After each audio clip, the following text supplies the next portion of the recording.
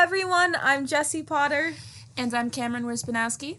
We're Linearity 2 students at Olin College of Engineering, and today we're going to be talking about the Fourier transform and its correlation to acoustics. Okay, so first let's recap. What is the Fourier transform? The Fourier transform is an equation that takes a time-based signal and transforms it into its frequency-based representation. This means it would take a complex signal and break it down into each of its component frequencies. The representation of this would be an amplitude versus frequency graph where there's a spike at the location of each of the most prevalent frequencies. The inverse Fourier transform essentially does the complete opposite, where it takes a function in the frequency domain as an input and outputs a function in the time domain. Because the Fourier transform works over an infinite domain, it's actually not too commonly used in practice, and instead the discrete Fourier transform ends up being the most prevalent. So instead of evaluating this infinite integral, the discrete Fourier transform is going to evaluate a sum from n equals 0 to n equals n minus 1, and n is going to be the number of samples we end up taking. And finally, we have the fast Fourier transform. This is an algorithm, not an equation, and it is used to compute the discrete Fourier transform much faster than it would be normally. The fast Fourier transform is what we used in our project.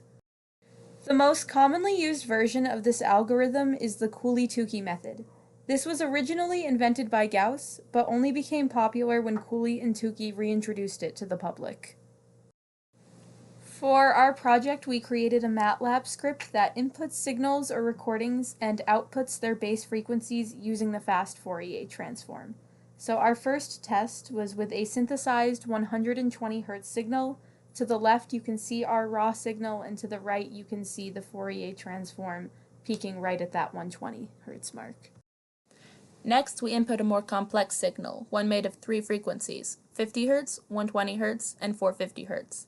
To the right you can see the Fourier transform of the signal, but as you may have noticed, each of the peaks has a different height. This is because each frequency was a different magnitude. After verifying our code functioned with the synthesized signals, we decided to record and analyze real-world sounds with our script. Here you can simply see some background noise, all at varying frequencies registered at fairly low amplitudes. After finding the Fourier transform of background noise, we decided to take a recording of a single piano note. On the left you can see the raw recording of us repeatedly pressing a key on the piano, middle D.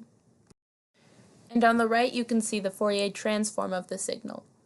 As you can see, there is a peak at about 290 Hz, which is correct because middle D has a frequency of 293 Hz, and in the graph below you can see that the peak corresponds over middle D, also known as D4. So finally we decided to take things one step further by playing multiple notes at the same time. So we played G3, C4, D4, and G4 all at the same time. Our raw sound recording, and you can see the two different presses we had, and then to the right you can see our fast Fourier transform, and you can see that there are 4 peaks at those notes. So looking at the graph to the right, you can see the peaks are at the correct frequencies, but they are at different amplitudes. This means the recording was reading them at different strengths. Because we perceive different frequencies to be louder than they are, there is a potential that our piano has been adjusted in volume to that. It could also be because we were potentially applying more pressure. Okay guys, that was our project. Thank you for listening.